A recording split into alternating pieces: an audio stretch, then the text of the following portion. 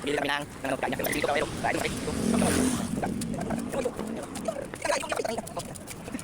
Good evening, this is Etong Morga Vlogger Sus. Tamang punta lang ng Dunkin Donuts. Yung nga pala hanap ko, pinagbuksan pa ako ng pinto. Yun nga, tingnan mo, ang saya-saya niya kasi nga may dawak siyang pera. Bibili nga pala siya ng Dunkin Donuts. Yun, tamang dila lang na ako. Mga idol niya nga ba na bumibili siya at nakapili siya. Tingnan mo, tumitingin pa at namimili ng pagkukuhanan niya ng bibili niya ng donuts.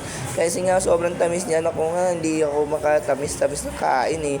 Ngayon nga, napunta rin sa akin, gumiting pa ako, nakapuso pa, aray ko po. Ngayon nga, nung nakapupo na kami, tinignan ko at binidyoan ko siya. Sabi ko, sige na, kumain ka, saya-saya pa niya, mga idol. Yan nga, tingnan mo, kukuha pa, susubo pa siya. Yan, kumagat na siya. Yummy, sarap. Pingi nga ako niyan, Armin. Oo nga, tingnan mo. Yan nga, Dunkin Donuts, dito sa Santo Domingo, tapat ng simbahan. Higi nga, huwag nyo na rin kalimutan mag-follow, mag-like, mag-comment.